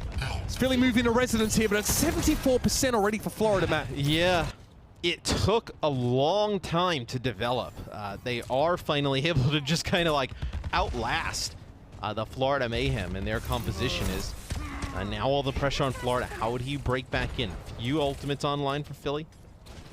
You know, looks like someone right over the top, and you're going to follow this up, yeah. Has to be a transcendence here. Xe doesn't care about that, of course. Bob in play for MN3, so Xe doesn't want to fully commit now as Bellisria rolls through and someone is felled. Bob gets the job done for MN3, and that's 2 for him in this fight. A lot of ultimates had to be spent, but the Mayhem had their fair share of them too. Yeah, as soon as someone dies, that pretty much all falls apart there, and didn't want to use the overclock. He actually got fixed it pretty low. Didn't want to use the overclock because the Transcendence was still rolling. You could pick up kills through it, but just really risky. So you end up using the sound barrier there. Rally for some overhealth, going to be able to come in for the Philly Fusion as someone gets in there real fast. Yeah, big dive, but a pulse bomb will send someone packing almost as quickly as he arrived. Now the Mayhem are in an awkward spot. If this gets dragged out any further, they might be in trouble. 65 in counting. That fight win will bring Philly even with the Mayhem. This next fight, the most important. And this is where, like, you know, the Moira provides the healing, but like, you know, the Biotic Grenade or a Nano, right? If you get hit with the Pulse Bomb for the damage reduction to be able to try and live through it, it's sort of the Ana makes a big difference, right? Look at Zest, constantly harrying like a hornet. Xe has not used that ultimate yet. Still sitting on it. It's time to go, though. Overclock fired off. MN3 a little bit low, and Aim God takes a big hit. He'll charge forward and claim MN3 with a headshot that was unnecessary at that point. Fixer also going down, but he's off the map. Bellis Reyes gets rid of the hot shot Xe. But Philly don't have the players. They may try and regroup, but Zesta snuck onto the point now while they dive, and he comes up behind Checkmate. Philly are at 99 here. If the Mayhem lose control, the round is over. Philly not worried about the point yet clearly as Zest backs away. They have a buffer and they're allowing the Mayhem to get some percentage, but now it's trying to hit the point and someone's down. Yeah, someone pushed up. It was MN3. It's a headshot. Hits a headshot on a RuPaul as well. This is going to be a flip. They have a Lucio in play. The Mayhem, Animo can dip on and keep that overtime going, and he does so. Checkmate's forced to recall early, and the Bob is going to be deployed here by MN3. Someone's on the scene, but Xe goes the other way. Ships in the night, they pass each other as teammates, and it's going to be the Philadelphia Fusion cleaning up. Bob thrown to the point, and RuPaul barely touches the ground. Philly just ring it back in overtime, and it wouldn't be a Philly game if we didn't go all the damn way. As long as you can possibly go in the series. So we will. I do not want to see the Moira Lucio combo again. Yeah, I much prefer what we're seeing the Florida Mayhem hover with this Ana and Brig setup. So yeah, this is a see, someone comes in to try and get. Get a kill there on, he was actually looking for Zest there, because Zest was quite low, didn't have recall. But did not expect MN3 to be right there. There's a lot of disruption there. Bellis Reyes, Fixer on the Brigitte as well, Coach Gun to knock someone back. It's hard out there for the Doom to connect. And it all comes down to this, the final round on Lijiang Tower. Only one of these teams can advance in our Mid-Season Madness Tournament. Whew. If you got a God, tell them to take the wheel. They go through this grueling series just to play the loser of Gladiator Spark. As that'll be Exi. Opens things up on the Sojourn with a nice rail shot on MN3. I feel like when you have the Sojourn in this type of scenario, when you can play more aggressive, right? I think this is where it was really working out well for the Florida Mayhem as Velostraya trying to get on the point contest. This will be Florida able to take it first. Says a lot, actually, when Philadelphia's DPS are the first two players to drop there, and Velostraya is not able to interpose himself in between Florida and the rest of his team. So a great start for the Mayhem here, bouncing back after a bit of a chaotic previous round, and now Exi can get entrenched in a pretty safe spot. Zest really has to go hunting here if he wants to pressure any of these backliners. And also, like, you know, RuPaul can play from a safer position, and if you wanted to, you can follow up someone with a biotic grenade, like when he kind of collapses down with some of the players on the other team. Pulse stick! He's so RuPaul down. Someone wanted to call a dive there, but he realized now that's not possible, so rotates to a defensive position while still being able to contest the point here. Mayhem going to try and drag this out. Exi somehow able to get away alive, rather, but Velostraya runs him down. Someone probably realizing now that the odds of being able to hold here are low, so stall it is for the Mayhem. 48 and counting now, Anamo's shield, allowing him to staunchly hold the point for a time. But eventually this will be a Philly cap. Still, you're getting good percentage here from this stall, from the Florida Mayhem. It finally goes over. Not an insignificant amount of time there, and they're just kind of stalling it out. Philly now gains control, and yeah, like you mentioned, someone was trying to call a dive, but there's nobody dive. Nobody coming out. Velostraya, again, keeping tabs on checkmate. The mines could be devastating here. Rally's in play. Oh, he's let the mines go! Good heavens! The Mayhem able to shrug them off for the most part, though. Anamo's rally in play, and Aim God is felled. The Mayhem reach their intended target as someone rips them limb from limb. It's only MN3 able to stand up now, and that's just not going to cut the mustard. As RuPaul backs away and is able to hold on to that nano. Good to see you. I mean, sick play from him, but just look at how more effective like that Ana is, right? Able to put in shots at distance right into someone, right? Some damage down into Velostraya. Yeah, you have Zest coming in, right? And he gets right in his face. There's a biotic grenade at the ground, puts a shot into him, like, didn't even have to use the nano there. Also hit his sleep, so just like tremendous utility with Ana in the mix here. I think if you're a Florida Mayhem fan, you'd love to see this more than kind of some of the Moira comps. Look about safe positioning here. RuPaul still being pressured from this spot. Wait, did they hit Bob? Unclear if they actually would slept him or not. RuPaul going to fall to Aim God either way at long range, but it's 90 and counting. The Mayhem, though, are in trouble. This Transcendence really makes it hard for them to get anything going after losing a player, so they'll have to concede here and theoretically not commit any more to this fight. Yeah, that's totally fine, though, if you're the Florida Mayhem. They had to use a ton of stuff to get in the door. You come back, you have a Pulse Bomb, which is an ability that can just open the game up for you just on its own. You also have the ability to nano someone, and he can go make a play, as we see many Doomfists do. You're still in a really good spot here if you're the Florida Mayhem. Really have to hold the point indefinitely if they want to advance. Good start, though. Zest takes the initiative and removes Anamo from the equation. And the Mayhem don't fancy working through that kind of calculus. They'll wait a time while checkmate looks to flank.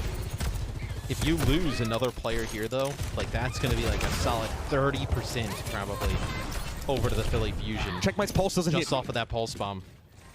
Nothing for checkmate, though.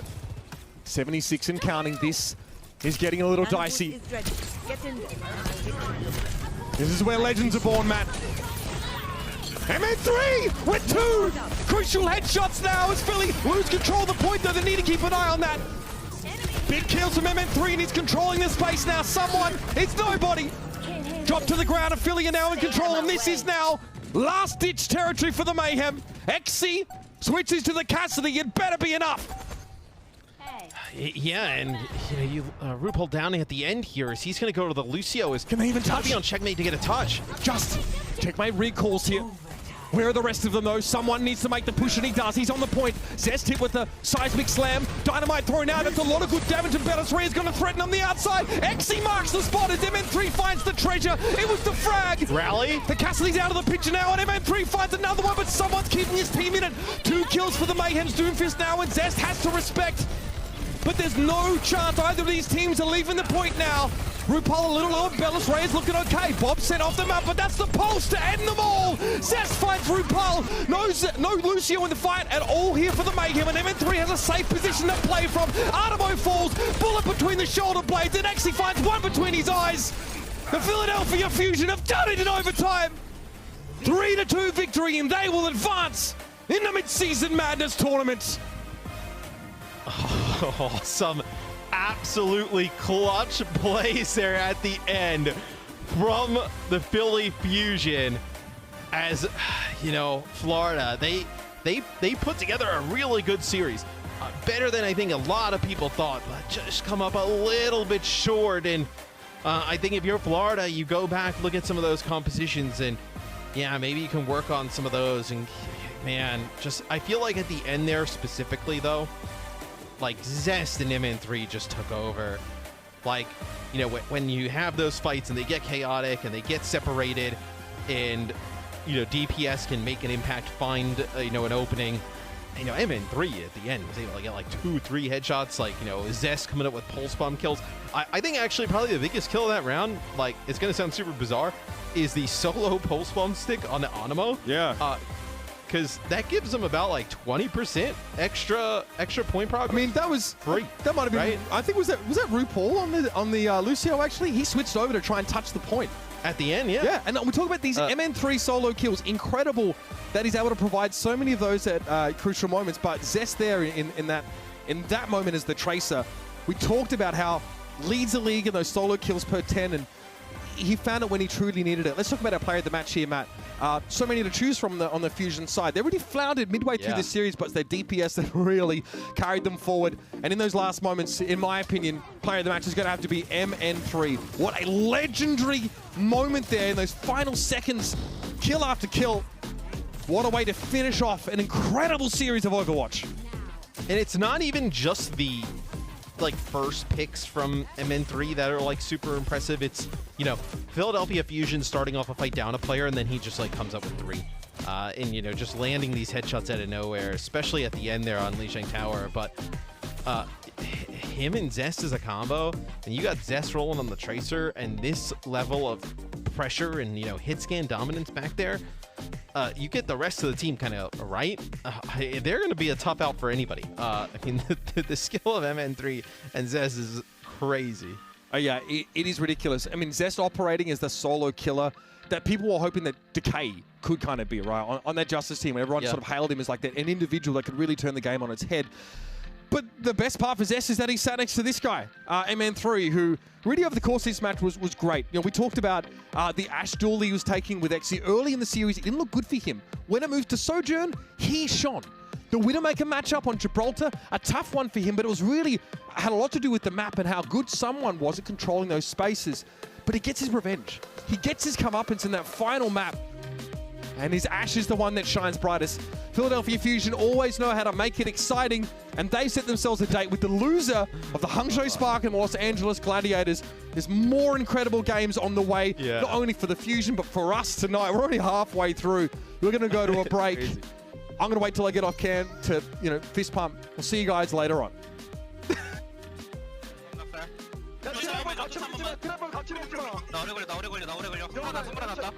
우리 거의 다 왔어. 한 명씩 넣지, 한 명씩 넣지. 우리